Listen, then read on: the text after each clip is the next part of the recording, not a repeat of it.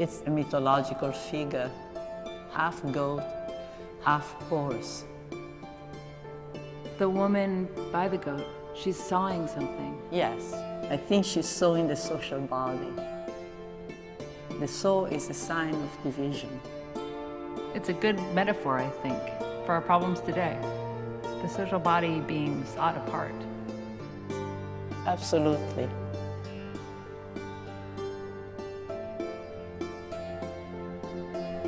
For me, this project began with the question, what is democracy? And I quickly realized it's not something that's ever actualized, but always something that is in motion, a kind of ideal we're reaching towards. But in practice, everywhere you look, democracy is in trouble. Progress can go into reverse, and terrible things have happened in the name of democracy. Yes.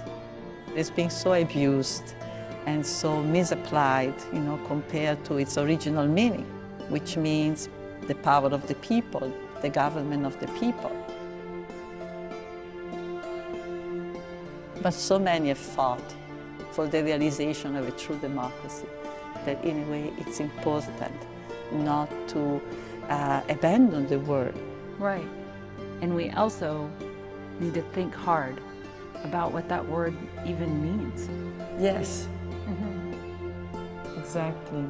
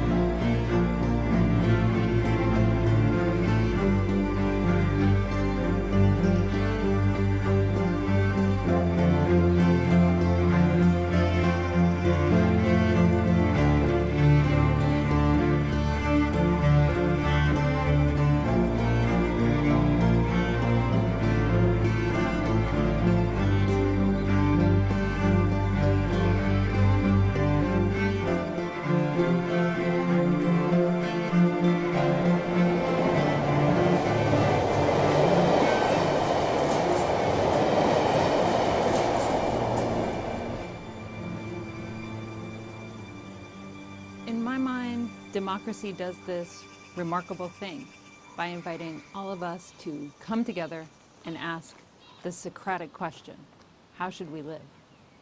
And yet, the most prominent ancient philosophers were profoundly skeptical of our ability to rule ourselves, right?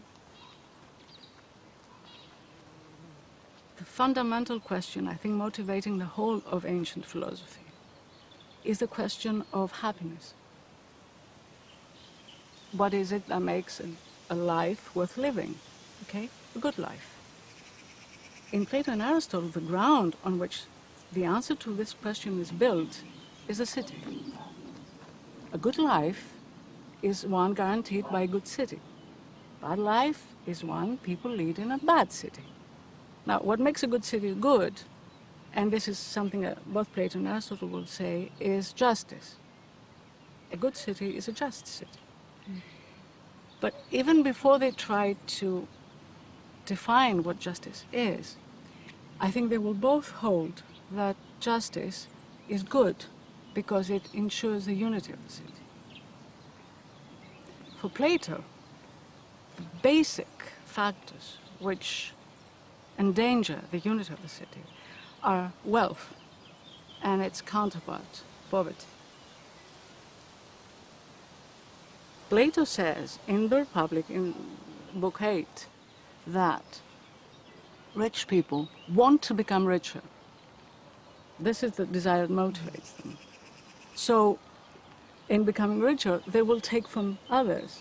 They will put the others in a situation of debt, and they will make the others increasingly poorer. So this will break the city into two cities. We'll have the city of the rich and the city of the poor.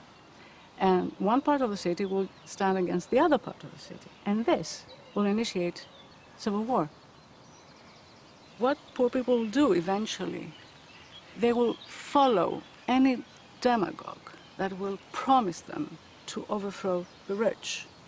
And this, for Plato, will eventually and inevitably lead to tyranny. He says that, the passage is from democracy to tyranny because of that. This is why, in the Republic, he wants the rulers to be absolutely indigent, having no property whatsoever. Because the rulers will rule the city not because of ambition or love of money or love of honors, but because the city has brought them up. So they will have a moral and political obligation towards the city. So you see, this might be something that would be relevant for us today, because we live in a shattered, dismembered society. And this society has been dismembered because of extreme economical inequality. And what we're faced with is the need to remember this dismembered society.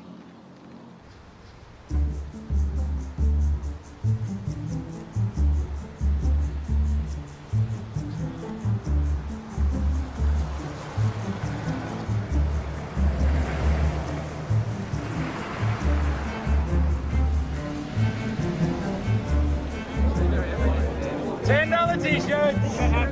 Women for Trump t-shirts, $10. Get hats too. This election will decide whether we are ruled by a corrupt political class or whether we are ruled by the people. We're going to be ruled by the people, folks.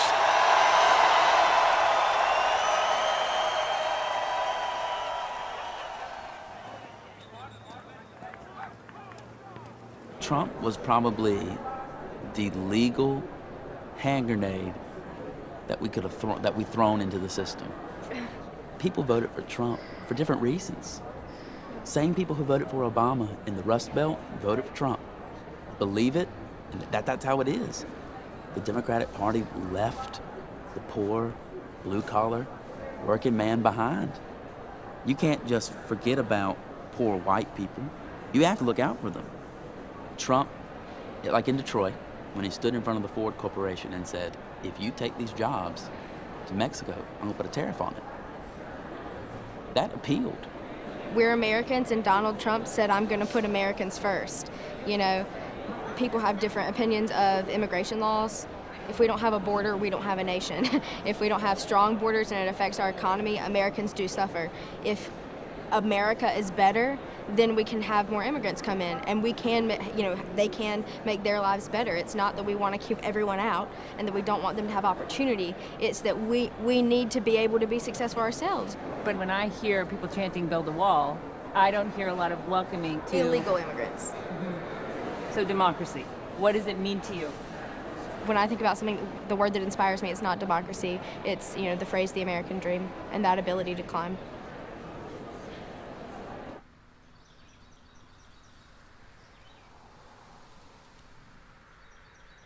Of course, Plato was writing at a time that was very different from ours, but his challenge still holds. Yeah, it's not that different, actually. I mean, you tell me when we... Yeah, keep going, no. yeah. Yeah, no, the fact that the founding texts of the Western philosophical tradition, Plato's Republic, provides the most powerful indictment of not just democratic practices, but the possibility of democracy. He argues that every democratic experiment, every experiment in which those Sly Stone called everyday people attempt to govern themselves, will result in tyranny because there's too much unruly passion and pervasive ignorance among the demos, among everyday people. See, I come from a people, a black people, who have suffered in forms of being terrorized, traumatized, and stigmatized in the name of majority rule. So democracy cannot be simply majority rule. If it was majority rule, black folk could easily have remained enslaved to Jim Crow. It was not democratic processes. Abraham Lincoln's Emancipation Proclamation was dictatorial. It was not democratic. See, Brown v. Board in 1954 for school integration came from a counter-majoritarian institution called the Supreme Court. Didn't come from the majority. If the majority of Americans were to vote in 1954 for school integration. It never would pass.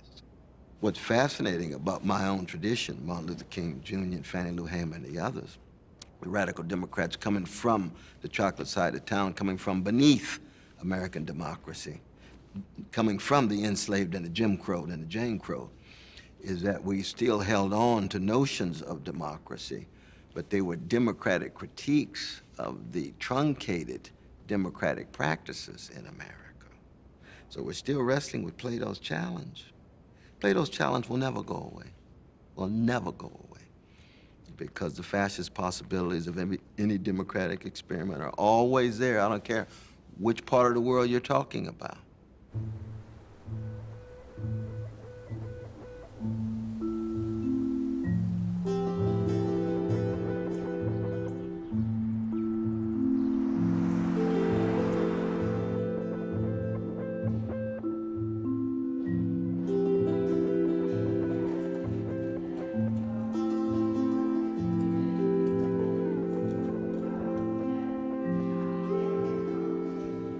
So is this where the magic happens? It's where the magic happens. That's one of our members down there now. Say hello to him. That's Representative Michaud from Durham County. And he sits, show him where you sit, Representative Michaud. That's an actual House member. He's the longest serving House member too. He's been here 40 years. Anyone have a question you want to ask? It's a great opportunity to ask a member something. What do you do in this building? I sit right there, and every time a vote comes up, I vote. I help write laws, I help make laws to how you operate, how your school operates, how the state operates. And anything that happens, you can blame it on them, not me.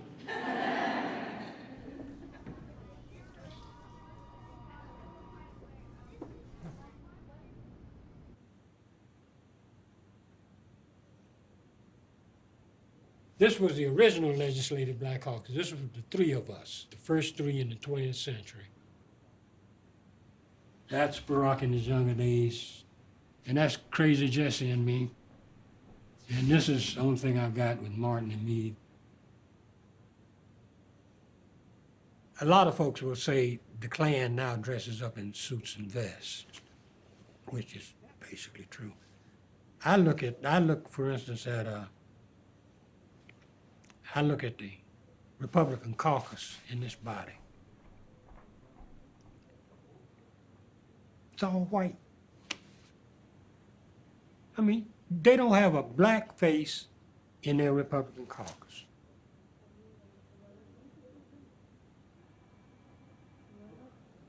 During slavery, you had perfect classism there. You had black folks who were slaves. Then you had the overseers, who were white, blue-collar folks. And then you had the plantation owners. The thing there was the plantation owners kept the fear among the overseers that black folks were going to take over. So the overseers did their worst on the black folks to keep them from coming in and taking their jobs, and the white folks sitting up at the top, enjoying it all without any discomfort at all. I mean, the analogy to me is there. You got rich white folks sitting up there, middle class folks sitting here. You got, let me back up, I don't mean to be racist in any way. You got rich folks sitting up there, you got middle class folks sitting there, and you got the rest of us sitting down here. And those in the middle are told by those at the top, you better watch those at the bottom because they're coming after you, and we sitting up there making all the money. Martin had always told me, he said, Mickey, we talk about economics, we talk about civil rights, we talk about, he said, but you know, none of this can be done unless we have somebody in the seats of power where the laws are made. He said, politics is the way of life. We need economic power, he said, more desperately than any other group in American society. But in order to get that, we've got to become involved politically. He said, you do a good job. I said, Martin, you crazy.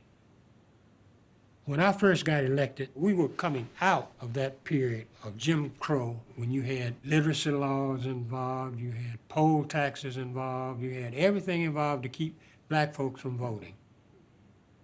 When I came into office, things were beginning to improve. And one of the things I took on was voting rights.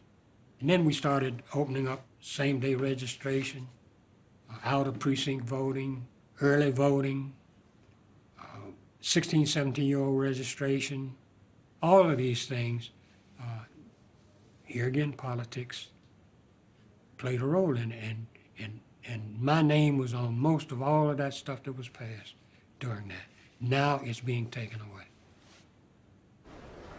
This was the first election without the full protections of the Voting Rights Act. From the White House to the Republican legislature, they keep telling the lie about voter fraud and not the truth about voter suppression. Since 2010, we've had 22 states that have passed voter suppression laws, where you've had the highest turnout of black and brown people. And on election day, there were 868 fewer polling places in states with histories of discrimination. And there were 158 less voting sites in the black communities in North Carolina. When people will cheat like that, standing down is not enough. But you also must hear me. This is not just about a president. We miss it if we think it is. This is about an entire web of money and influence and white hegemony that has been working to tie up the American democracy from the very inception of this country. And they've been working not from DC down, but from school boards and county commissioners and state legislatures up. That is why they fear a crowd like this. Even as the divide between the rich and the poor is the widest in our nation's history, our electorate is growing more diverse every year. And wealthy oligarchs know that they cannot hold on to power in truly democratic elections. So what we are witnessing is an all-out assault, foreign and domestic, on the very heart of our democracy.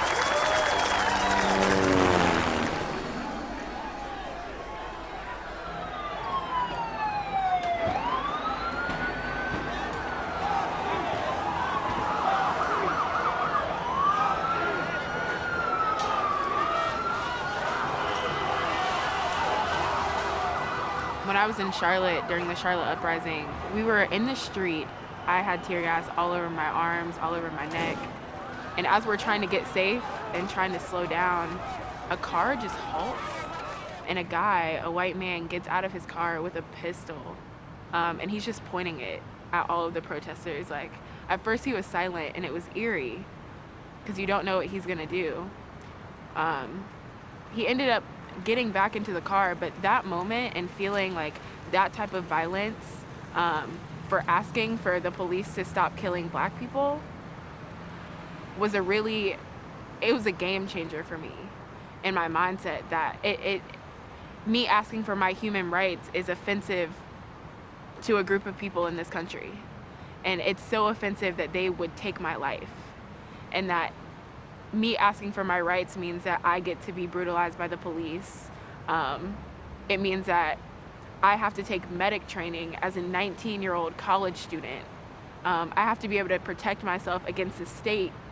And I just left my mom's house 2 years ago, right? Like, these are real things that are happening. And like, it's a lot. What is your struggle compared to the previous generation? Like, how do you, in this world where we flatter ourselves and tell ourselves stories about the civil rights movement and pat ourselves on the back? Yeah, I think my struggle is a little bit different than it was in the 60s and the 50s, because you're dealing with like the covert racism, and you're dealing with like institutional racism and mass incarceration. So we've still got the 60s issues, they're still there, but now the state and the capitalists have built all of these structures to keep us from getting in, and they've locked the door 50 times over. And we thought that getting the vote was the key. We thought that going to school with these people, we thought that that was the key. And we keep trying to figure out what these keys are, and it's not opening the door. It's not opening the door to liberation. Black folks still aren't free, and we keep trying and we keep trying. So like, what's next, right? Do we keep asking? Do we keep voting? Do we take what's ours? Like, what do we do? Democracy, it doesn't feel like this in my head. It doesn't feel like being scared for my life. It doesn't feel like knowing I'm gonna be in debt in 2 years. It doesn't feel like my family being incarcerated for having a little bit of marijuana. That's not what democracy feels like to me.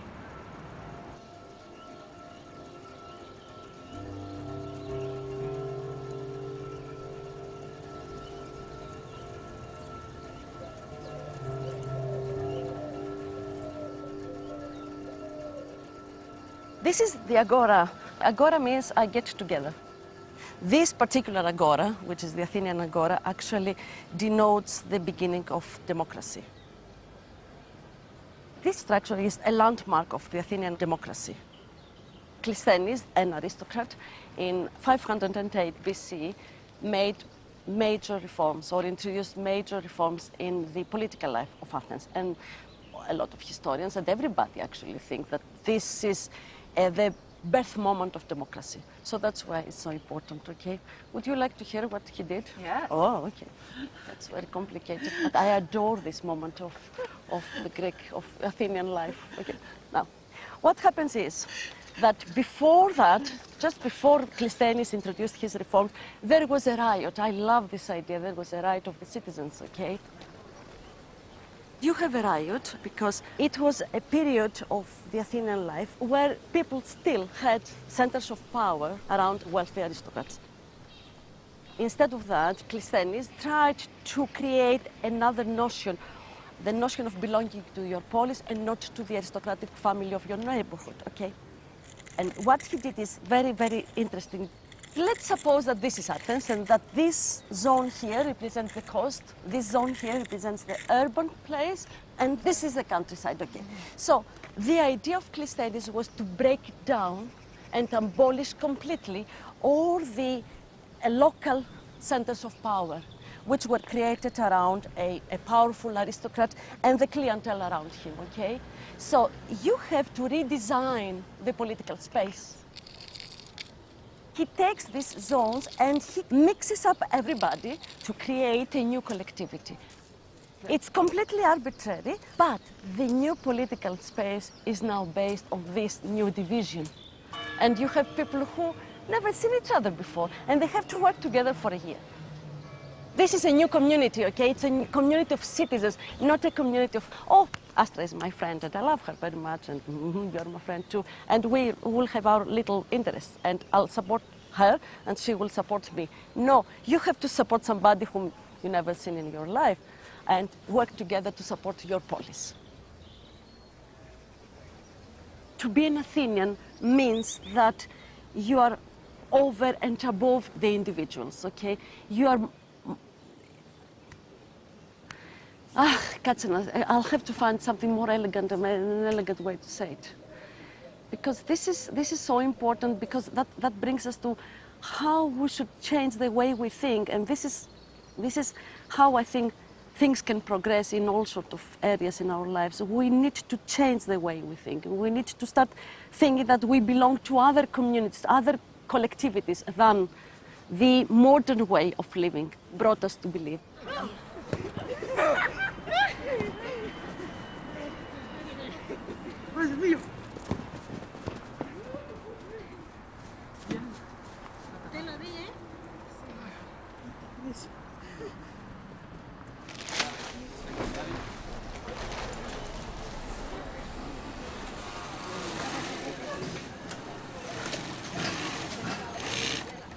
Yo soy de Guatemala. Cuando yo escuché de que Estados Unidos hay dinero, hay cosas, entonces allí me gustaría venir aquí para seguir adelante, pues eso.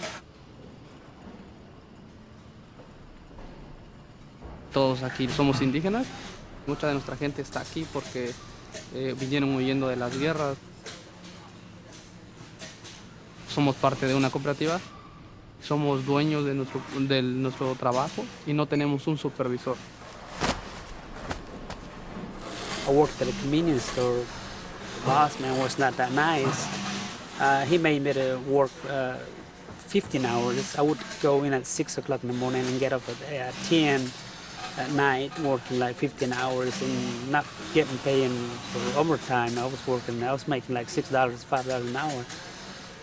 Estamos creando trabajo, le estamos dando oportunidad a todas las personas que vengan. El año pasado fue que lo hicimos, que nos ha ido bien, que la cooperativa pudo tener ganancias, sostener el salario y tener ganancias. Se les dio un bono a las personas. Apenas llevo 2 meses que compré una casa. Año llegué estuvo un presidente del Clinton, algo así. Entonces es lo que para mí es un orgulloso de que el presidente que están en los Estados Unidos porque se apoyan los inmigrantes. Cuando yo vine aquí me siento feliz. Eso es lo que yo siento. ¿Y ahora? De ahora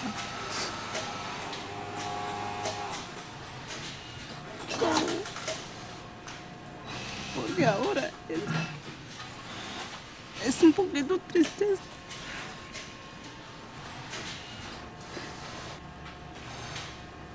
Trabajamos el día a día, pero nos incluyen con las otras personas, como dicen que son ladrones, son asesinos, violadores, y no solo somos nosotros, hay varios de nosotros iguales, varios hispanos, varios indocumentados, donde realmente nada más vienen a buscar un mejor futuro para su familia y pues ahora no sabemos lo que vaya a pasar con todos.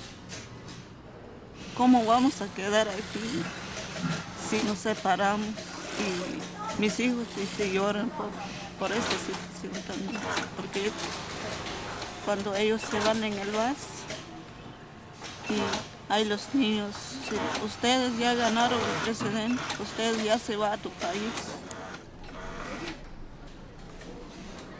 Pasa lo que pasa, yo creo que hay esperanza.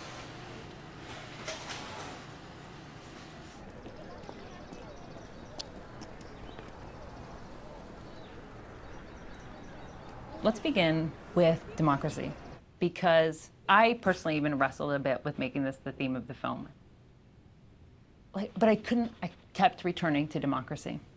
It's great. Right? So Great. So you're almost a metaphor for our problem, which Right. is, on the one hand, democracy is this totally fluid and stretchable notion today. It can be appropriated by anybody for anything. It has been appropriated for terrible purposes, for imperialism, for colonial conquest, for smashing unions, for undoing affirmative action. All kinds of things happen in the name of democracy that you might object to, that I might object to. And it has many possible forms. But then we think, okay, so just let's get away from it. Let's have something else. Let's go to a different form for understanding justice or for centering our own projects of freedom, equality, emancipation, just living, inclusion, and so forth, sustainability. And we keep coming back to it. And I think we keep coming back to it for a simple reason. It captures the idea of people governing themselves rather than being governed by something else. And the etymology of the term demoskratia simply gives you that in a nutshell. It's the people rule, and the alternative is we are ruled by a part, we are ruled by an aristocracy, we are ruled by a tyrant, we are ruled by an oligarchy, we are ruled by technocracy, we're ruled by something other than ourselves. And what we see today, I think, is a strong temptation to just turn the whole business of governing over to technocrats, not just to corporations, not just to the wealthy, but to essentially human versions of algorithms, or algorithms themselves, as opposed to the interested, the passionate, the political, let alone the popular. And the idea is, there are just a few who really know, put them together in a room and let them run the world. Yeah. I find that terrifying. I think it is terrifying because it imagines that it has no political interests, but in fact it's totally shaped by a world that is now itself largely governed by finance. And so it has tremendous political interests. And it's also not democratic because it's not self-rule. It's the rule by profit and loss, by external metrics. Absolutely. It's not choosing and deliberating about who we want to be, what kind of people we want to be, what we want to become, how we want to conduct ourselves. It's simply living according to what you've just described, these very narrow norms of what is to be done, which is what enhances value, what depreciates value, what brand might succeed, what brand will fail you. It's a very narrow universe of thought and of conduct. And so you're absolutely right. It doesn't have self-governance in it, either in the individual or in the collective sense.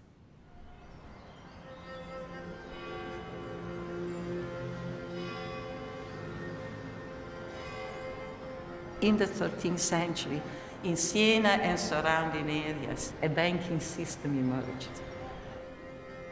So what this town represents is really the beginning. It's the first elements of a capitalist society. In 1287, there was a revolt in Siena that gave power to an oligarchy of merchants and bankers. This is the room where they used to meet. And then around 1330, they commissioned the painting of this room. And what we're looking at is the allegory of good government and bad government. Good government on the central wall, and on the right side we have the effects of good government, and on the left side we have the effects of bad governments. This painting is supposed to celebrate their government and to, legitimize it as a just government, as a government that is capable of guaranteeing the prosperity of the town, and is a government that takes into account the interest of all. Mm-hmm. That's, of course, is the claim. So it's propaganda for the oligarchs. That's their image of themselves. The central character is a very patriarchal figure. He represents the common good, and the good government sits among virtues. Peace, we have fortitude, we have justice. Temperance must know the limit, right? So, for example, you're not supposed to flaunt your wealth because you can provoke here envy, and envy generates discord. And here's tyranny, right? Tyranny is the concentration of power. Tyranny is privilege, is abuse, is injustice. Even in this painting from so long ago, can we see modern day tyranny? Yes, there's a connection. It's the greed, the absence of a awareness and acceptance of a limit. Yeah, it's the beginning of a long historical process where the rule of money has extended itself to every corner of the world.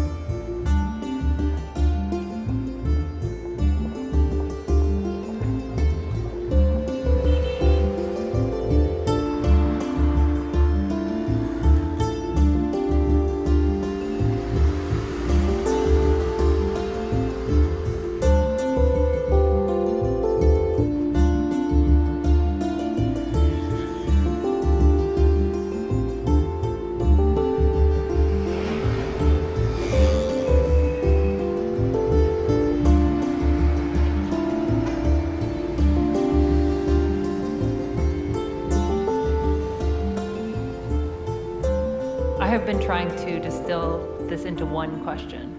And the question is, Who rules? Who rules? Well, if we see democracy as the rule of the people, certainly it's not the rule of the people. We have deified the market, as if it is some entity unto itself. We have given up power, basically, as societies, as citizens. We have undermined our own democracy by saying we give the power to who? To the markets. When I was elected in 2009, I had to deal with a crisis where we had a deficit of 16%, a debt that had doubled. So I had a choice. Either we go bankrupt, or we decide to ask for loans from our partners in the European Union and the IMF. We have very important challenges ahead of us. Amongst them, of course, are the decisions we are making in Greece. We are committed to make the major changes. Markets were pounding us, and we were pressured by our lenders to make massive cuts.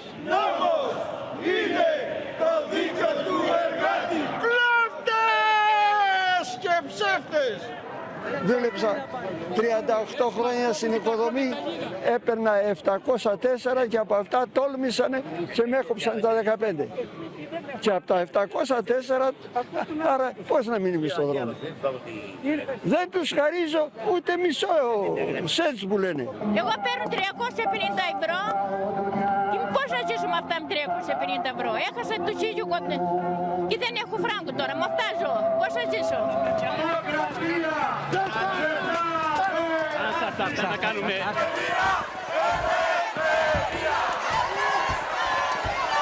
Standing up to the markets would have been great, but in a small country like Greece, I mean, we don't have that power to be able to withstand these huge forces.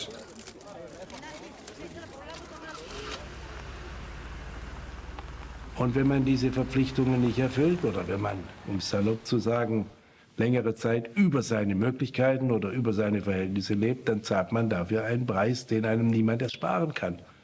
Und deswegen besteht europäische Solidarität derzeit darin, Griechenland klarzumachen, es führt für Griechenland kein Weg daran vorbei, Fehlverhalten der Vergangenheit nachhaltig zu korrigieren.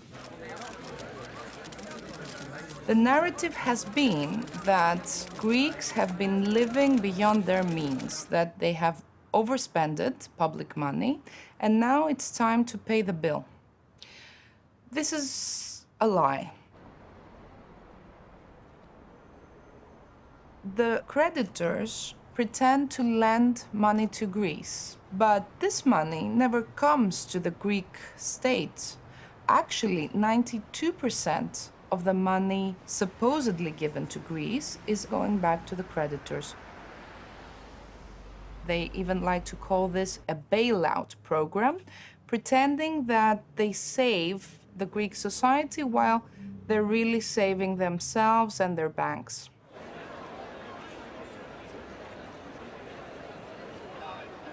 Είμαστε το κίνημα των πλατιών. Δεν μπορεί να εκτονωθεί ένα κίνημα που έχει διαμηνήσει ότι ήρθαμε εδώ για να πάρουμε τις ζωές μας στα χέρια μας. Οι πρώτες 40 μέρες ήταν μόνο η αρχή, δεν θα φύγουμε αν δεν φύγουν.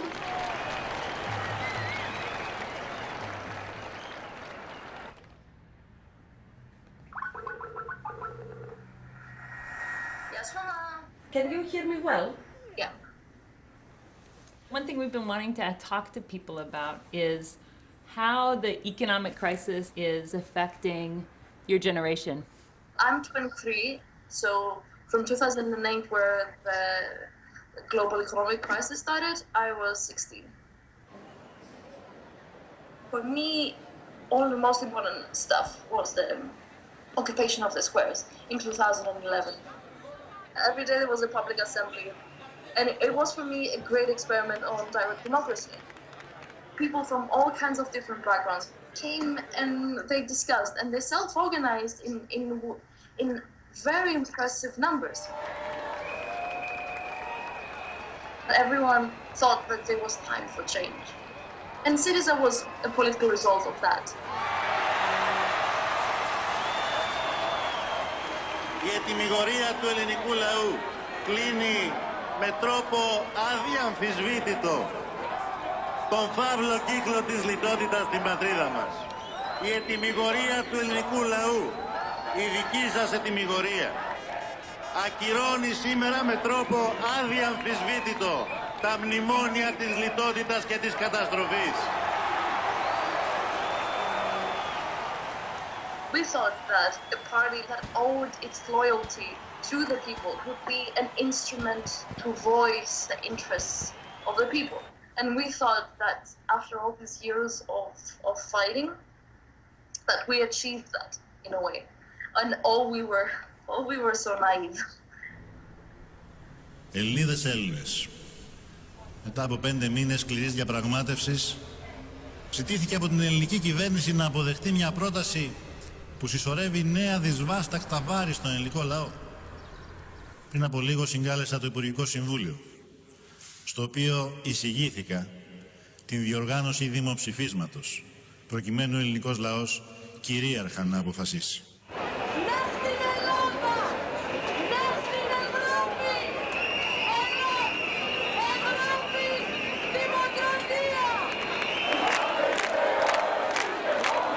The referendum was a historical moment for the Greek people. The people were given a say for their lives, for their dignity, for their future, for their destiny.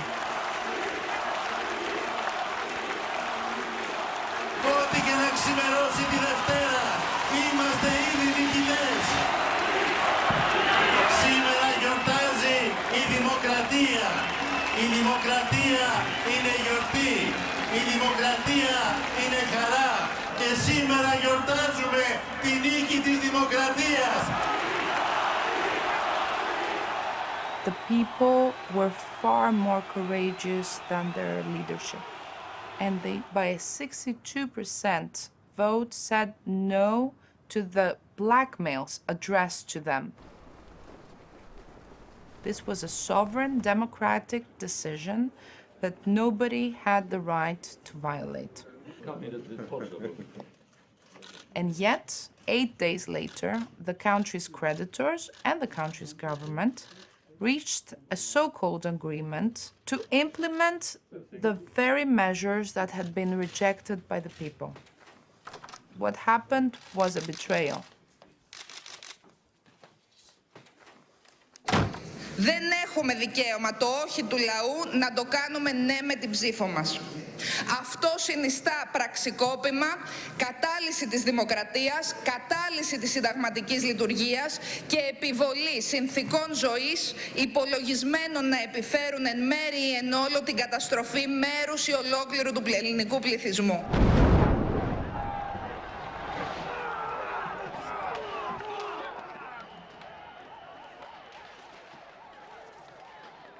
It's very important for societies to realize that it's time to fight against this kind of new tyranny, which is attacking the people and democracy through economic and banking means.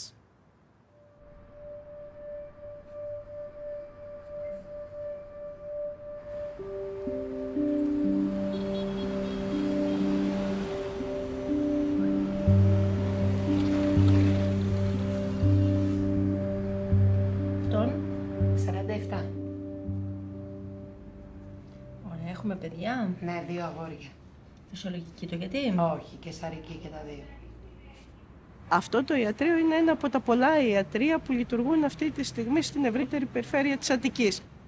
Όπως και σε όλη την Ελλάδα, σαν μια προσπάθεια απάντησης των γειτονιών, του ελληνικού λαού, οργανώσεων και συλλογικοτήτων στα αποτελέσματα της τεράστιας κοινωνικο-οικονομικής κρίσης που πλήττει τη χώρα από το 2009.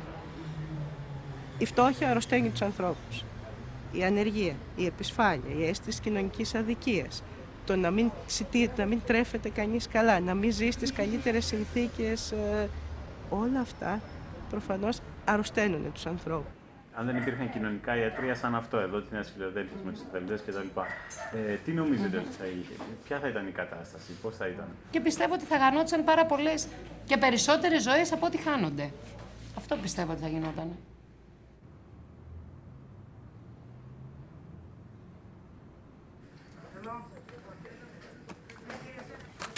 Τα φάρμακα μας τα φέρνουν διάφοροι εθελοντές. Ό,τι έχει στο σπίτι του φάρμακα να μην τα πετάει. Όλα είναι χρήσιμα και ανοιγμένα φάρμακα που μπορεί αυτό εδώ να έχει βγάλει μια καρτέλα, τα υπόλοιπα είναι καλά. Οι ασθενείς δεν μπορούν να αγοράσουν φάρμακα, αλλά ούτε και εμείς, γιατί είμαστε όλοι εθελοντές εδώ. Οι περισσότεροι είμαστε και άνεργοι. Οι συνελεύσεις γίνονται κάθε Τρίτη και είμαστε όλοι μαζί, και οι γιατροί και οι υπόλοιποι εθελοντές. Δεν υπάρχει ούτε πυραμίδα, ούτε αρχηγοί, ούτε τίποτα. Εδώ μέσα μπαίνουν κάποιοι άνθρωποι, εξυπηρετούνται και δεν έχουν καμία σκέψη το τι είναι πίσω από αυτό, ποιο είναι το όραμα, το γιατί στήθηκε αυτό το πράγμα. Δεν είναι το δύσκολο κομμάτι. Αυτό είναι λεπτομέρεια. Ναι, τώρα και με το κίνημα που βρίσκεται και πόσο εύκολα συνειδητοποιείται ο άλλος. Δεν γίνεται από τη μια μέρα στην άλλη. Εμένα γενικότερα τα προβλήματά μου όσον αφορά τα κοινωνικά γιατρία δεν είναι το που συμμετέχω, που δεν συμμετέχω. Έτσι, είναι αυτό το πιο ζωτικό θέμα. Ότι κάνουμε κάτι για να βοηθήσουμε τον κόσμο, απλά πράγματα. Έτσι. Χωρίς όμως να πάμε να αντικαταστήσουμε τις δομές υγείας. Θα είστε το νέο σύστημα υγείας? Δεν θέλουμε να είμαστε το νέο σύστημα υγείας. Εμείς θέλουμε να φτιαχτεί ένα δημόσιο δωρεάν και υψηλής ποιότητας σύστημα υγείας, τέτοιο το οποίο να εξυπηρετεί τις ανάγκες του πληθυσμού και εμείς να πάψουμε να υπάρχουμε ως ιατρία. Δεν θέλουμε. Δεν θέλουμε να κάνουμε τη δουλειά καλύτερα από ό,τι κάνει το κράτος. Θέλουμε να πιέσουμε το κράτος να κάνει τη δουλειά του. Προτείνουμε τώρα από εδώ και πέρα και παρακάτω. Πώς πάμε παρακάτω όλο αυτό?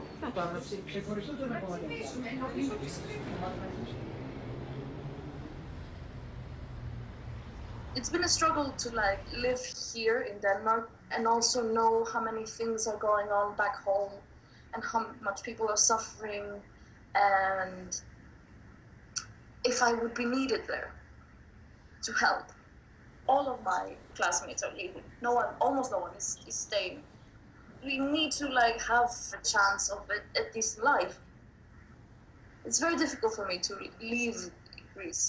And that's, I think, a big ethical dilemma for me, that if not us, then who will change the thing? Are you crying? Yes, of course I'm crying. Hello, Mama. I hope politically that one day I will be able to come back, that the political situation will better and the European situation will better, so I will be able to come back and help the place that I know so much about and I love so much about and I have pained so much for.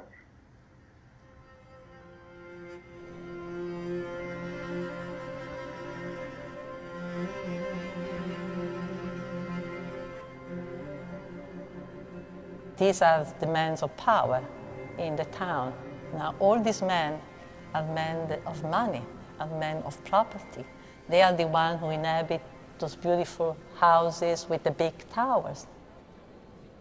You try to build your tower as tall as possible as a manifestation of your prosperity and your power. In a sense, the tower was really an expression, a phallic symbol of power. Exactly. This is a moment in which power is very physically accessible. It's still embodied in local structures that are very accessible, to the citizen. And in that sense, it's possible to imagine to overthrow it. Those exploiters or those men of power are within the reach. They are within the wall of the city. You can think of overthrowing. You can organize of yourself to overthrow them.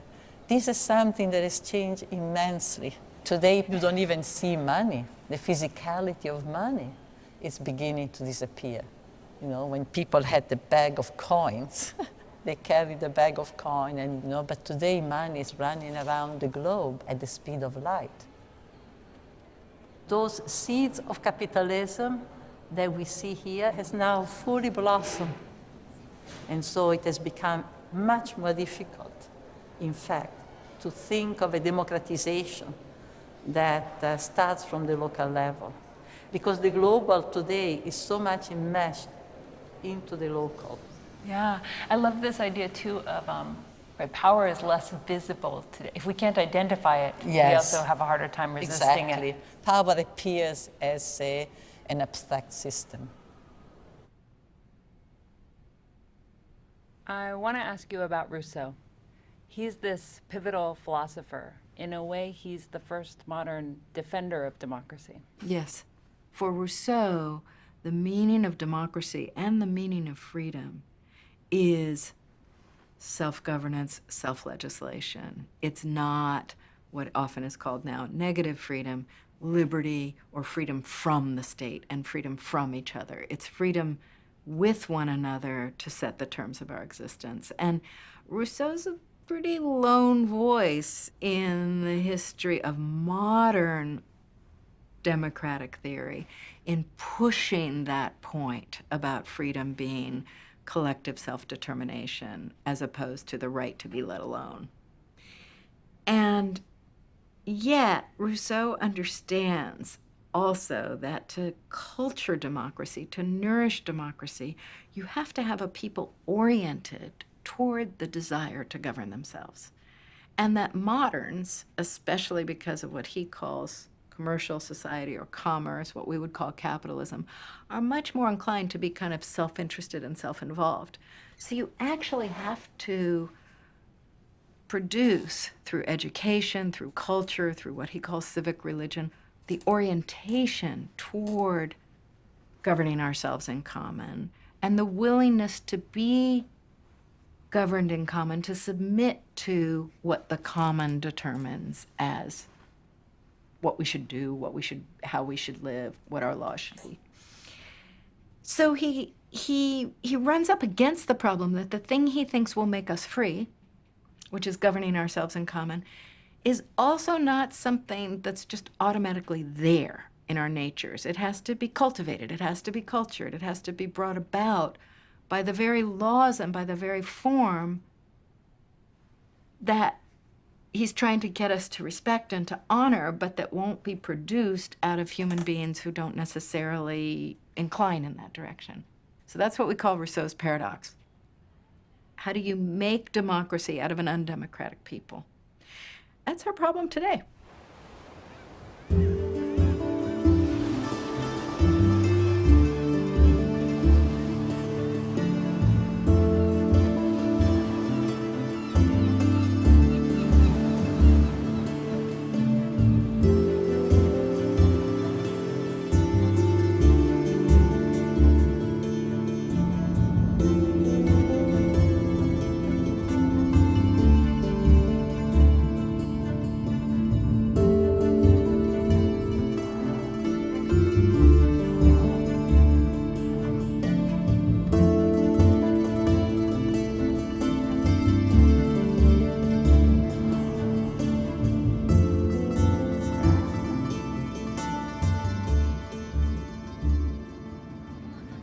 Do you live in a democracy?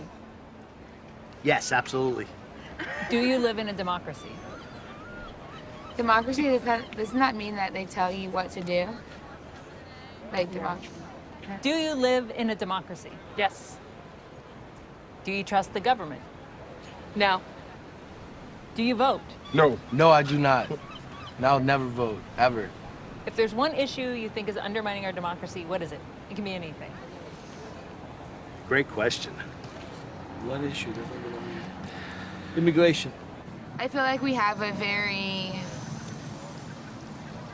like for instance, if your parents make a certain amount of money, you're not going to get help from the government. But if you're below a certain amount and like you're a different race, you're gonna get help.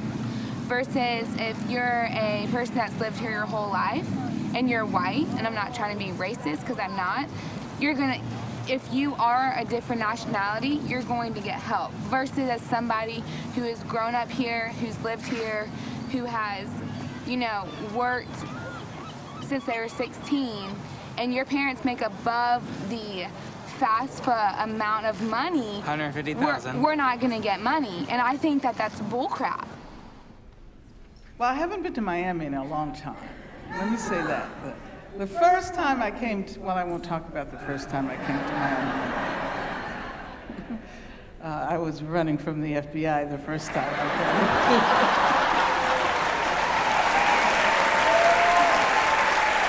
We have to abolish rather than fix the system. The system cannot be fixed. I always like to go back to W.E.B. Du Bois and his notion of abolition. Because so many of the problems we're confronting are a direct consequence of the fact that slavery was never fully abolished.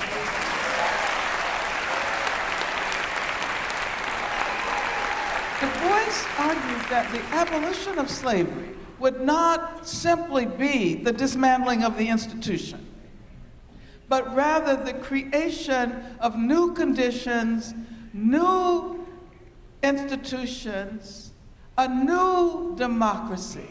Because what he argued was that the democracy that we were all familiar with could not be the same if former slaves began to participate on a basis of equality. It would have to be a very different democracy, not the democracy of the founding white fathers. And so that was the challenge of the end of the 19th century. It was the challenge of the 20th century, and it remains the challenge of the 21st century. Come on in, come on in. Yeah. How are you? Oh, good to see you. So good to see you. Very well, very well. Oh, anywhere you want to sit? Anywhere, yeah. This is your house. All right, all right. How's it going? I believe in real democracy, but I believe in the democracy of the people, not in what we would call bourgeois democracy or the democracy of the ruling class, because they definitely have democracy amongst themselves, even though we're not allowed to participate in that. We're given the illusion that we can participate in it, but we're not allowed to participate in it. And that's why we are sometimes confused about what democracy is, because we're on the outside looking in. What is democracy? Yes. But that question to me is like, it defeats the purpose of asking it, because we know what it is. We know what they claim for it to be. Black people have been the experiment of democracy. We have been at the expense of this so-called democracy. So what is democracy good for us? It's never been good for us. There's never been a democracy, to me, in my mind. So if that's the case, it's kind of like, fuck it. It's not even, why are we having this conversation? If we are going to struggle to make a better world, a more democratic world, we all first must agree that all lives has equal values. Once we all agree on that, I think we can definitely stretch the concept of democracy. To me, I just see another period, historical moment that we're in, where we can either leap to get it forward, or we can go back. I think it's really important when talking about democracy, especially in Miami, being a global city full of immigrants, who gets to be like a citizen, right? And who gets this global citizenship, and who's able to be mobile, and what's able to be mobile. Zygmunt Bauman said that like mobility in late modernity is a lot more important than capital. And I think we can see it in a lot of cases, right? My family came from Nicaragua with the funding of the Contra-terrorists and the overthrowing of the revolutionary Sandinista government. They came over here, they got papers, right? Which was a concession from Ronald Reagan. But a lot of the other Central Americans, El Salvador, Guatemala, they didn't get the papers, they get deported, they don't get citizenship, they don't get to participate. And it's really important to be like, who gets to count, who gets counted. We're living in a place where there are people from Central America, from all over the Caribbean, from South America. There's all of these different people here, and I don't see any difference between a Jamaican being like, well, what do I need to learn about the Bahamians? A person from Nicaragua would be like, the fuck do I need to know about Black Americans? Or like a Black American can be like, the fuck do I need to know about Cubans, right? we're closing ourselves off to everyone else from the get-go. And if we don't stop doing that, we're not gonna learn how to pick pieces of the puzzle up to put together something brand new.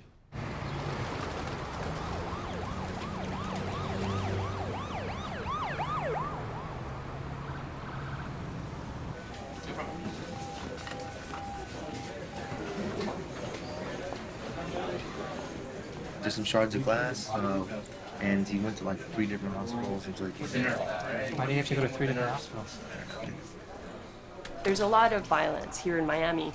In fact, we have so much violence that the U.S. Army does come here for pre-deployment training as their medics prior to going off to Iraq or Afghanistan.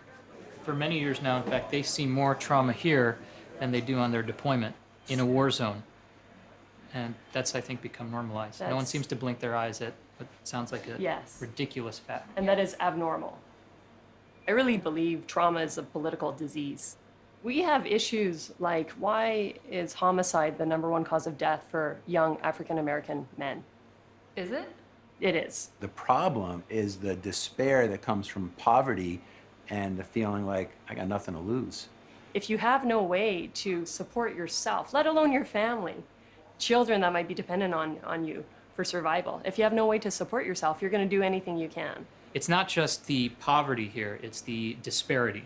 It's the extent of extreme richness right next to extreme poverty. I jump on my bicycle every day on my way to work, and I'm going across the Venetian Causeway, which is where you see multi-million-dollar homes. It's beautiful. You know, palm trees, everything that you can stereotypically think about for Miami and South Beach and whatnot. 10 minutes later, you're in an area of the city like Overtown, which is extremely poor.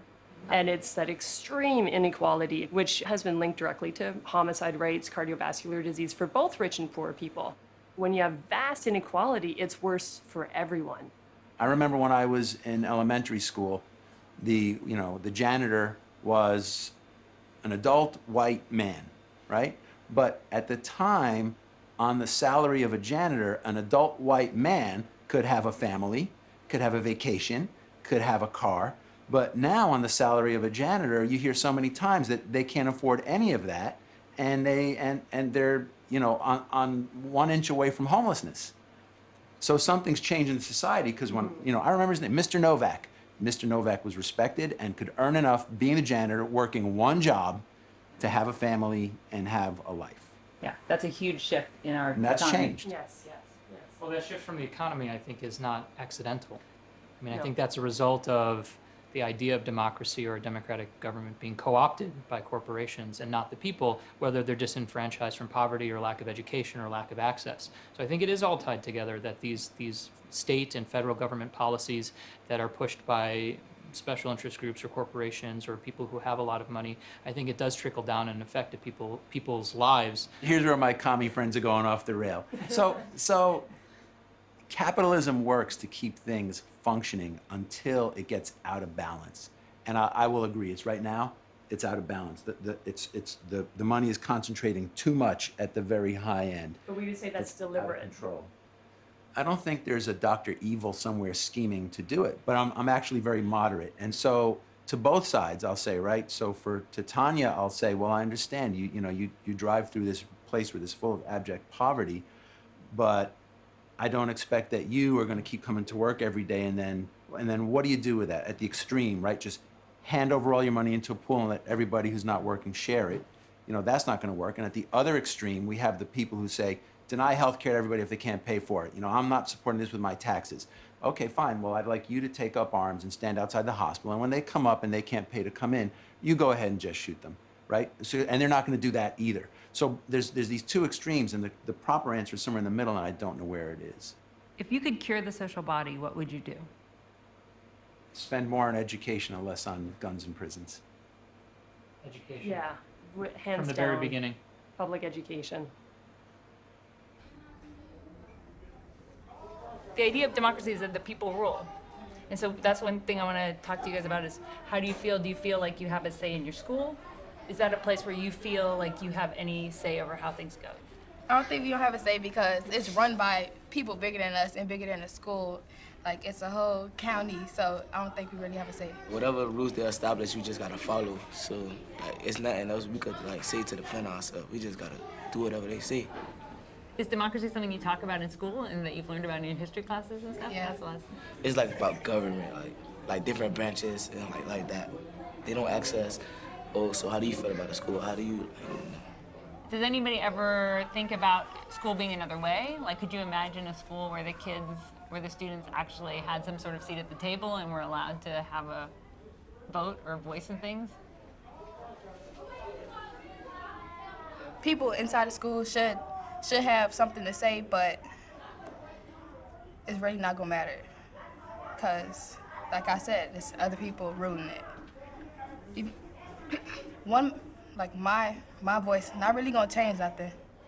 How about beyond your school? When you look at your parents, do you feel like they have a kind of say in the way things are going in the world or in the society, like more of a say than y'all?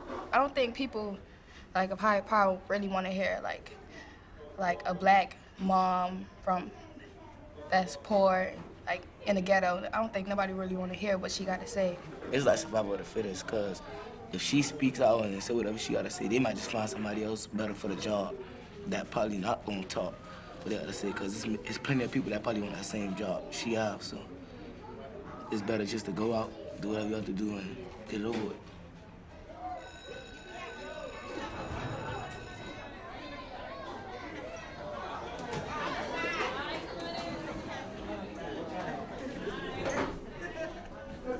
If you could change something in the school, what would it be? Well, we have good school lunch, but some days they just not really on it. Like the food don't have no flavor or something like that. But if you come to the principal, he's like, food is food. Children in Africa don't get food, so you should just be grateful. I know at one day they're gonna get tired at a point of us keep on asking them, can they warm up our food, that they just gonna say, how about we just make some better lunch or something. What if the students got together and said, we're gonna all work together to try to get better lunch or warm lunch? That seems a really basic demand to me. They should at least be warm.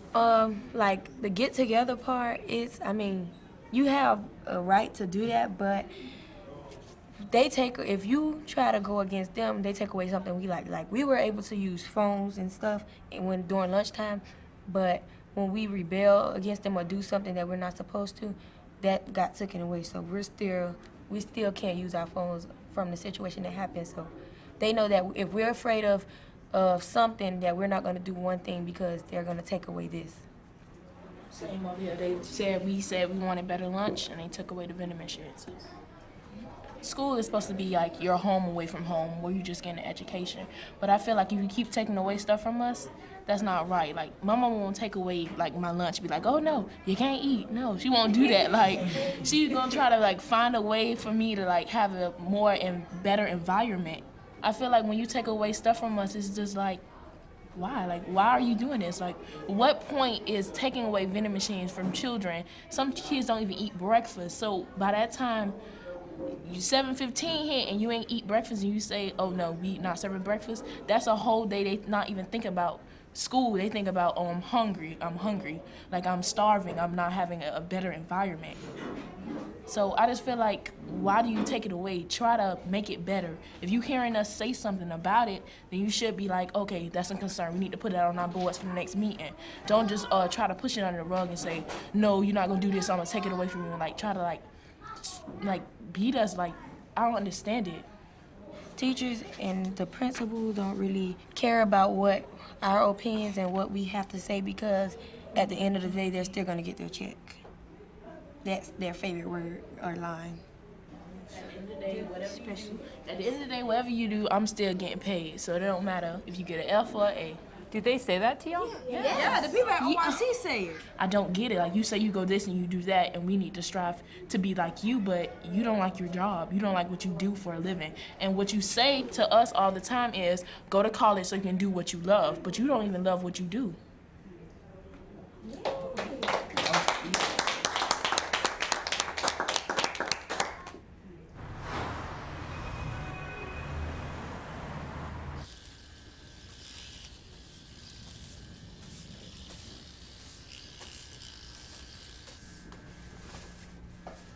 I learned to cut hair in prison. It was like something that I used to use to like get out of my cell, man. and I would tell the guards like, oh, I'm going to the shop to cut, and then I would just be cutting for like all day and all night. And then I just started loving it. Like it started out as a hobby, then it became just something like talking to dudes and getting to know people, and met some interesting people inside. I did 9 years. I was at a camp, they had a meat plant. I worked in the meat plant. We would be packaging the stuff that they would use in the public schools. Like, did they pay you for that, or did they force you to do it, or how's that work? Well, you get paid. You get paid what they call incentive wage. It's like 40 cents a day. It's embarrassing, actually. It's crazy, man. The things that they subjugate us to. I was at one camp where they put you, when they take you to ISO, they put you in a collar. You gotta get on your knees and submit to the cuffs. The officer says submit to the cuffs. Yeah, it's ridiculous, man. The biggest thing when I came home is the psychological effects of being in the cage for so long and then coming and being able to like be around women unrestricted. That was a huge thing for me. I was like my first girlfriend, which we broke up, but she was like, it's okay to touch me and stuff. Like I was like scared, like is it okay? Because for so long, I've been told, I guess I'm not good enough or like not worthy enough of human contact, things like this. So that's what's missing, man, is trying to get guys like me to actually adjust and acclimate to society, not comfortably, because everybody wants to hate us. They don't want us to be comfortable. Not comfortably, but like so that we can survive. You know, because yes, we messed up, but now that we're home, can we like get a place to live and a job? Like you're gonna do a background check on my place to live and my job and say I can't live or work? Like what? Because I messed up like 10 years ago? And you also can't vote, right? And then I can't even like do anything to try to change it. You're right, man. I don't know, I feel like it's just greed, corruption just taking over the whole thing, man. There was a story, they do this huge investigation, and turns out that the head of the SEC that's investigating the Chase Bank Corporation, they were frat buddies with the CEO. I'm literally reading this. I'm like, I can't believe, how is it that this guy was actually allowed to prosecute like his own, like, it's amazing to me. And wouldn't you believe it, the guy got off. Could you believe that, you know? So, I guess that's democracy, right? When the judge walks down and gives you a hug and says, all right, you ready to go to trial? I guess that's democracy. I think that democracy is inherently flawed because people have to act it out, and like Machiavelli said, man is a sorry breed. They're selfish and greedy, and they're like parasites. So now you're gonna have like 10 people get in a room and try to decide things, but their egos are flaring, and now some law has been created, right? No telling what politician paid so-and-so to press the green button, because it's all about just getting these people to press buttons to agree on how they're gonna control the populace. And then I'm sitting in a cage, looking at it. What are you gonna do about it? You're gonna fight. And you got guys that fight the system, and they fight them with their own, fight fire with fire. Those hunger strikes in prison. Like I was in a hunger strike, but it was only for 6 months. It wasn't one of the big 18-month ones. And that'll be initiated, like we'll pass notes and we'll get everything together, and then we just won't go to trial. They'll try to wake us up. We won't go.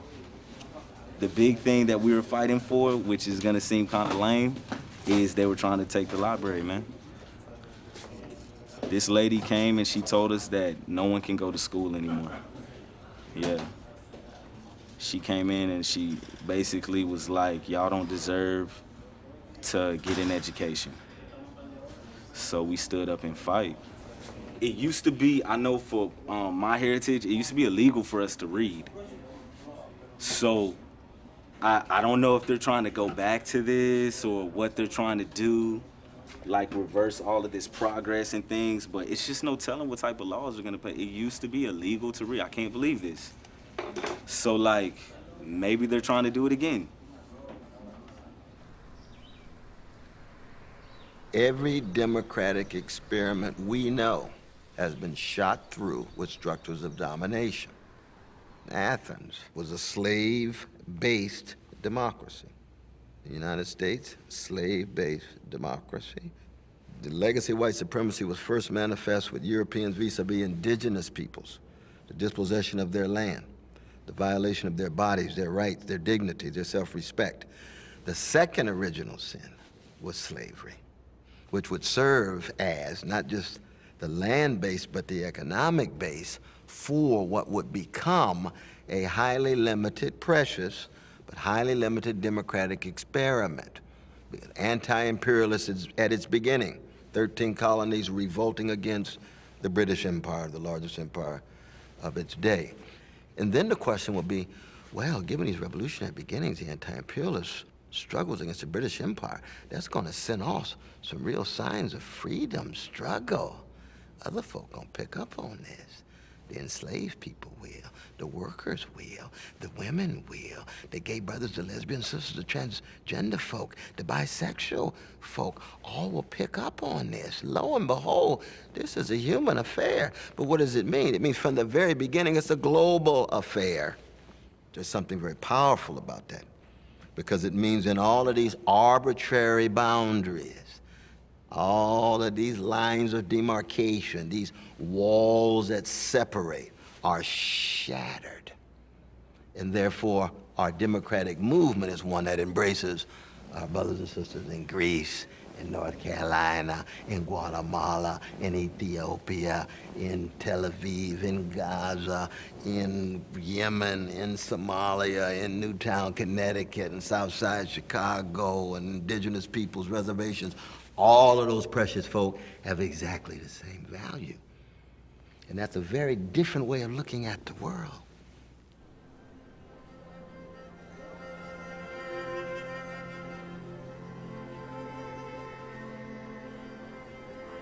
We have the Christian virtues flying in the sky on top of the common good. We have faith, we have hope, we have charity. One of the things that you notice is the absence of the principle of freedom. Freedom and equality are not important ideals in the Middle Ages.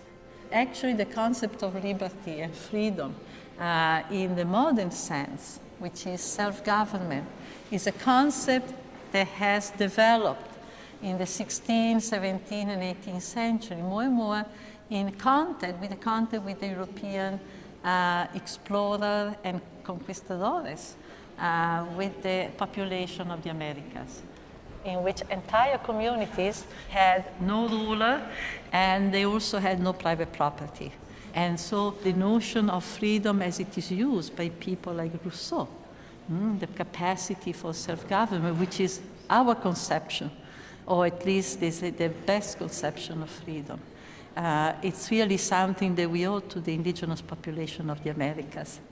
In fact, out of these tales, out of these narratives about the so-called New World, are beginning to form the image of an alternative, another possible society, in which not only you free yourself from tyranny, but you also have the possibility of self-rule.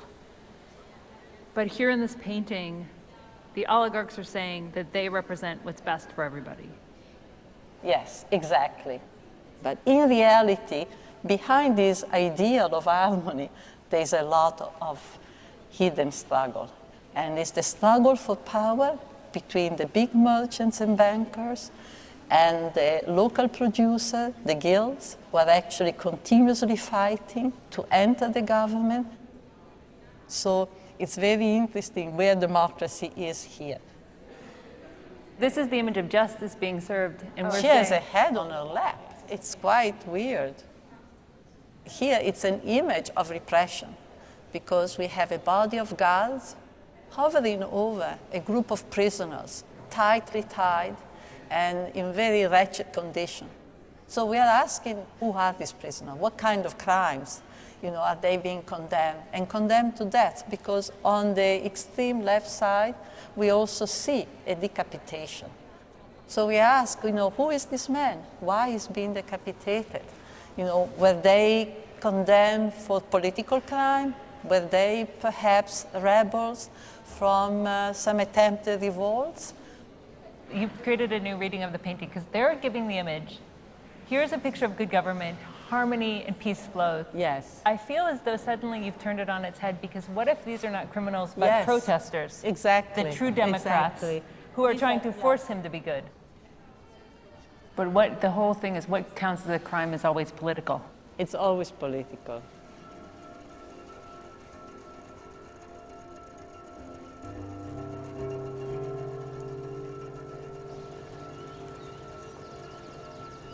After the revolt of the people led to this new idea of citizenship, Athenians had to rule themselves. That's right.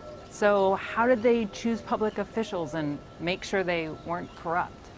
First of all, they are elected by lot. It's not that you vote for them, okay?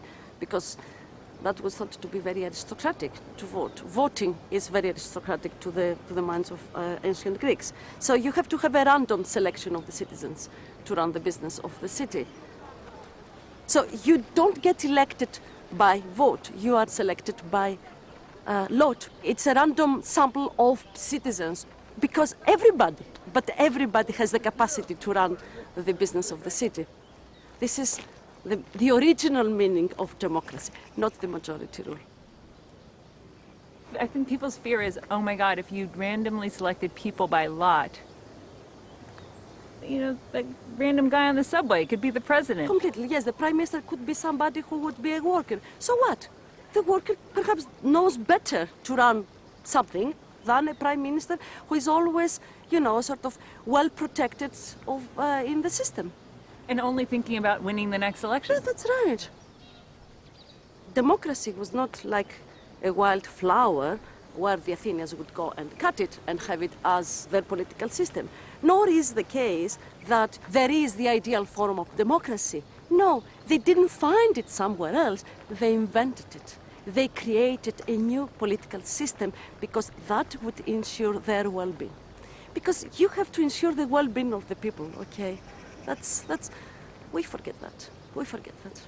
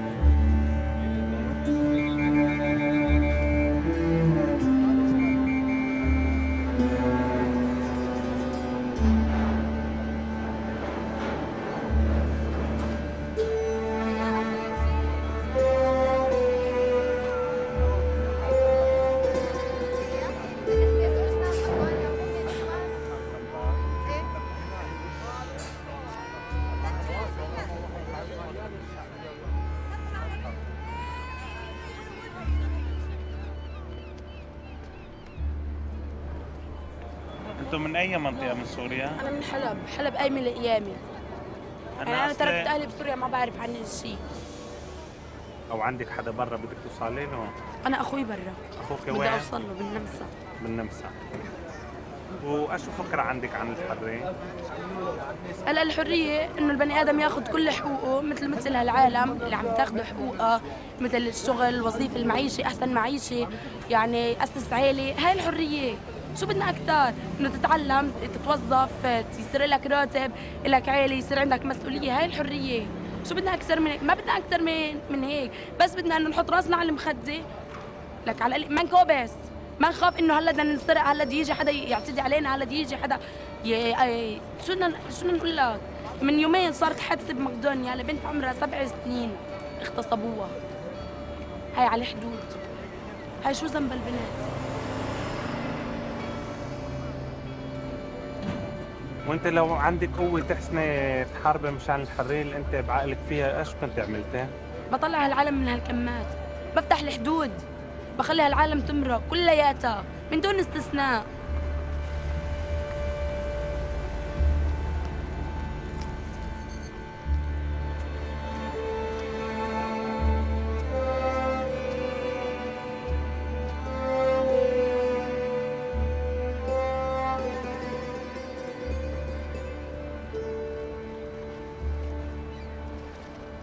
واللي شجعنا على السفر إصابة أمي.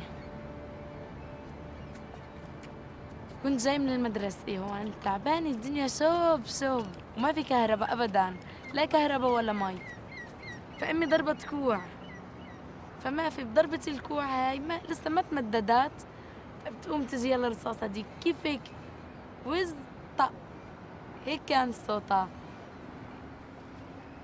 وأمي هون صارت إنه تتوجع كتير وتتزعفل، ما رفعتها هيك إلا الدم كله معبي إيداي. هون أنا دبيت الصوت، ما عاد فيني أتحمل. ما في إنه هي فاتت على العملية وهيك قعدت 6 ساعات تحت العملية. هون كلياتنا هسترنا وهيك. طلعت أمعاء مقطعة، أمولها المبيض وأمولها الكيلون، وقصوا لها 45 سنتي من الأمعاء ووصلوا لها هني. فهداك اليوم أنا ما بنساه، بكره سوريا لأجل هالموقف. يعني أنت تخيل أخوي عمره 3 سنين إنه يفقد أمي.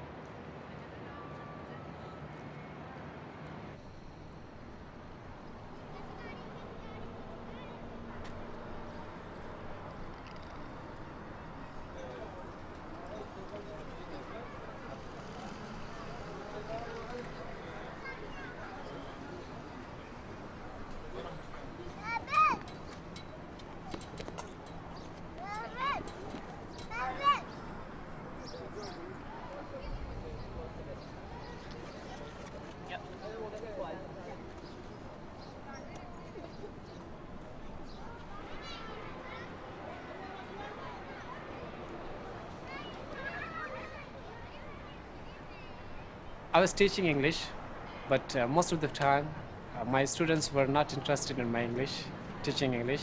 They were interested telling stories, in my stories.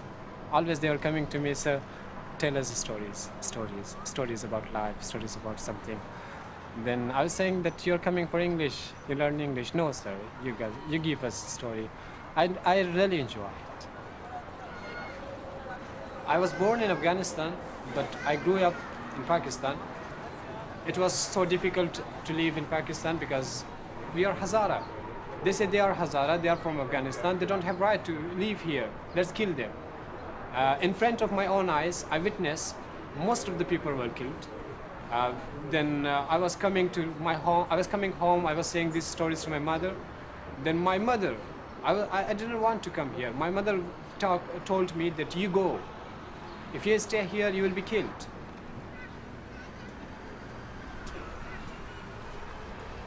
What does democracy mean to you? Democracy, in one word, to me is justice. Justice for everyone, and rule for everyone. justice.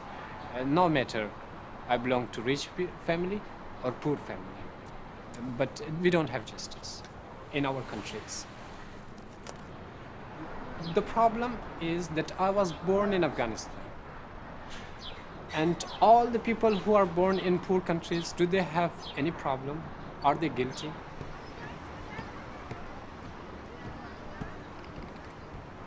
It was interesting you said democracy is justice, because people often say democracy is freedom.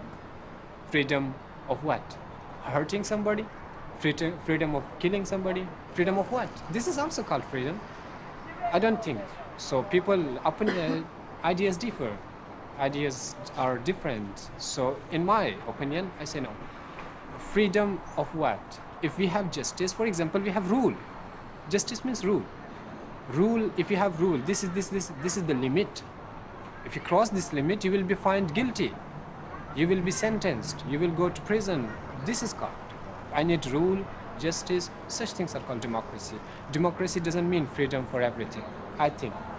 Don't mind, please.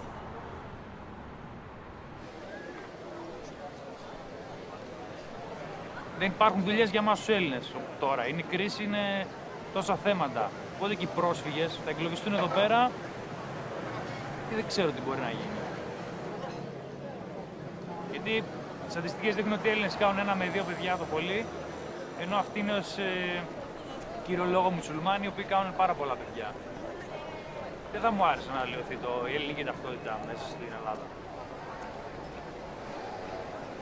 About what Greekness do we speak? I mean, Greeks have been migrating and they have been refugees and have been going abroad to study, to work, to find a better life, to make a better life for themselves for decades, not even centuries now. So this Greekness that those people speak about hasn't been lost all those years. I don't think that 52,000 people are able even to change it, but most of all, they don't want to change it. They don't really care about the Greekness. There are people fleeing war and horrid conditions. They want a free life, a new life. They don't want to change anybody else.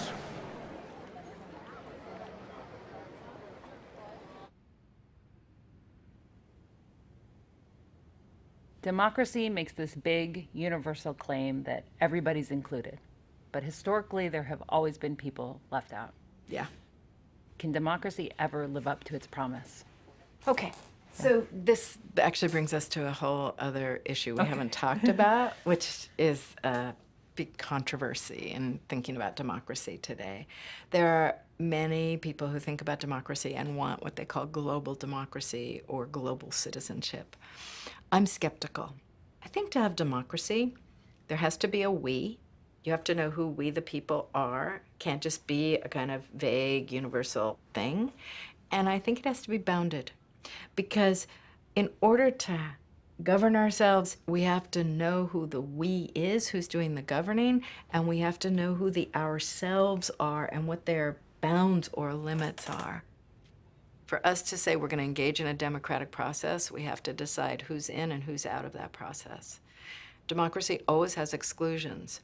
They've almost always been premised on terrible forms of marking, stratifying, and naming who's human and who's not human, by gender, by race, today by the question of documentation, papers, and so forth.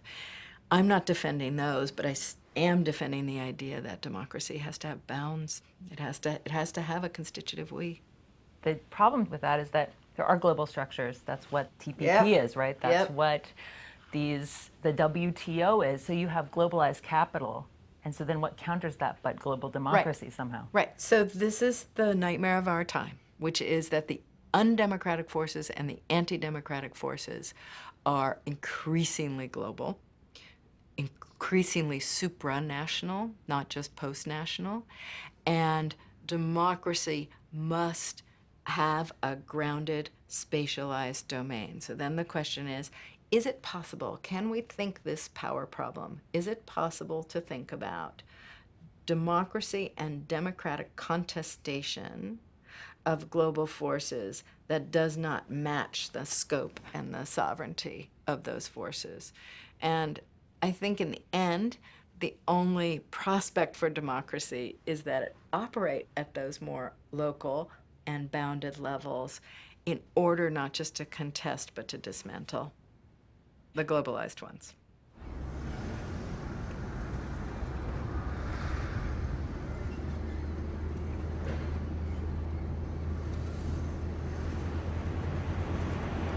Στο λιμάνι έρχομαι σχεδόν τώρα που είναι μεγάλο το πρόβλημα με το προσφυγικό, σχεδόν έρχομαι κάθε μέρα. Έρχομαι επειδή ξέρω καλά τη γλώσσα, έχω καταγωγή από τη Συρία, είναι και οι δύο γονείς μου από εκεί. Με κάνει περήφανο το να έχω ταυτότητα από δύο χώρες, το να προέρχομαι από τη Συρία και να είμαι και Έλληνας. Είδαμε τους πρόσφυγες που φτάνουν σε κάποιες χώρες της Ευρώπης, όπως είναι η Δανία, η Νορβηγία ή και κάποιες άλλες χώρες, που τους παίρνουν τα χρυσαφικά, τους παίρνουν τα λεφτά, τους παίρνουν τα κινητά για να μπορέσουν με αυτά και καλά να τους βοηθήσουν και να τους εντάξουν. Και βλέπουμε την Ελλάδα αυτή τη στιγμή που περνάει την οικονομική κρίση και περνάει μία από τις μεγαλύτερες δυσκολίες από το Δεύτερο Παγκόσμιο μέχρι σήμερα, από το Δεύτερο Παγκόσμιο Πόλεμο. Ο ελληνικός λαός από το ειστέρημά του και με στένος να βοηθάει τον κόσμο, να αφήνει λογαριασμούς και πράγματα απλήρωτα για να μπορέσει να βοηθήσει τους πρόσφυγες. Το μόνο καλό που έκανε η οικονομική κρίση είναι ότι μας έφερε πιο κοντά. Σταυρούλα, θες να της δώσεις το ακορντεόν να κάνουμε λίγο πρόβα για να μην καθυστερήσουμε? Ναι, να σου το πω. Ναι. Α, οκ.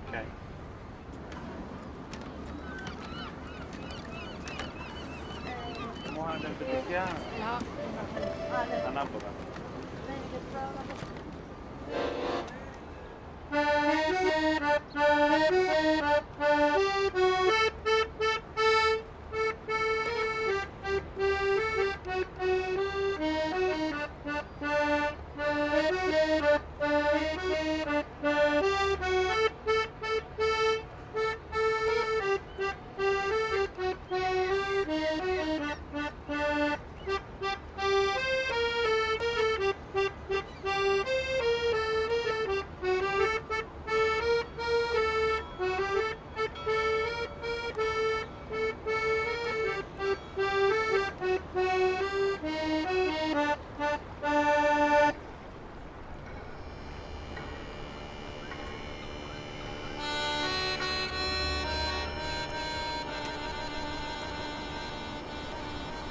بشعر بالحزن لاني انا مريت فيه فما بدي اني حدا تاني انه يمر فيه يدوق اللي دقناه يدوق المرار كل شيء دقناه.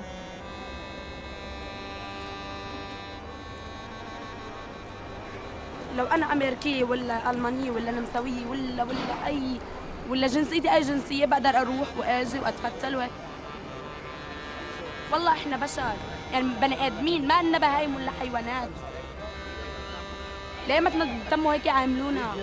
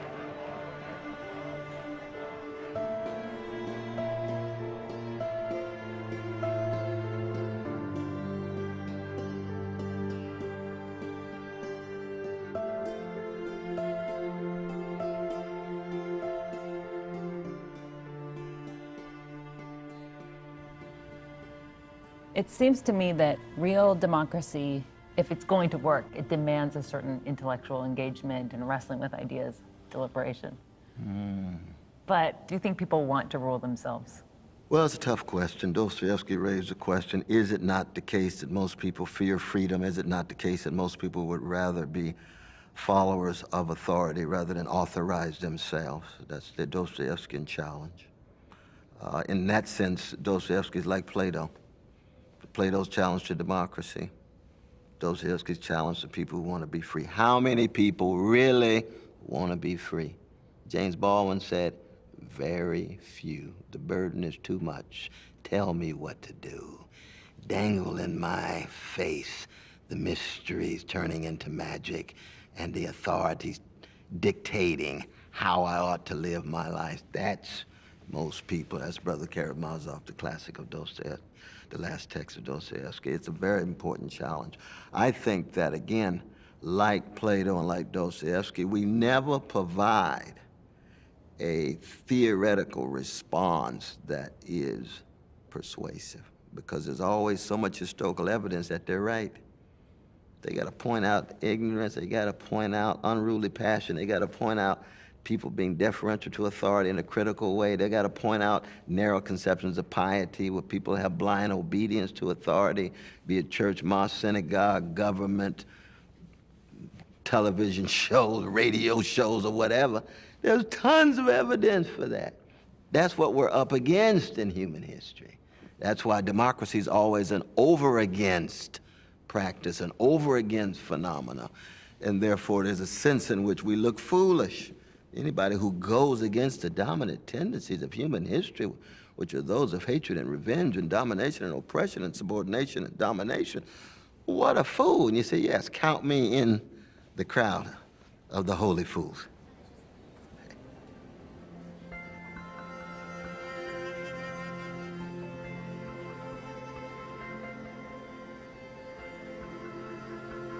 It's a very beautiful, bustling town.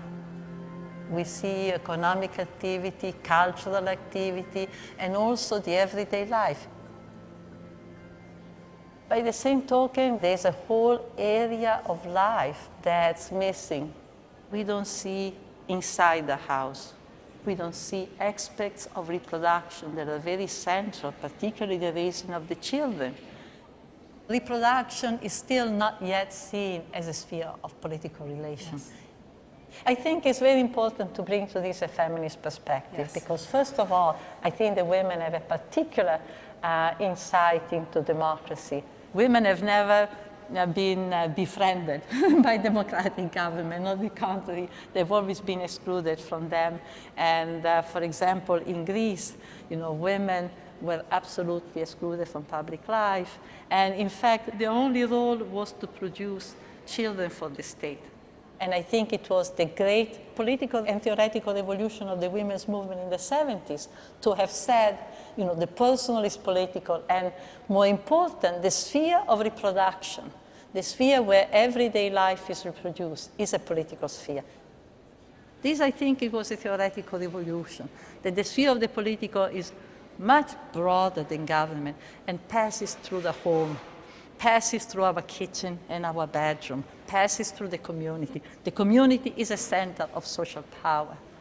The entire social world is political. Yes. Even our relationships in the bedroom are political. Exactly. Democracy in the home, democracy in the country. In order to have full democracy, you have to democratize the sphere of reproductive relation. You cannot simply have changes of government. We have to begin the process of reclaiming control on all the activities that are most important for our existence. What are the areas that are crucial to ensure this capacity and possibility of self-rule? So democracy, it's worth fighting for? Democracy is worth fighting for, but we have to be sure about how we define it. Not from above, always from below.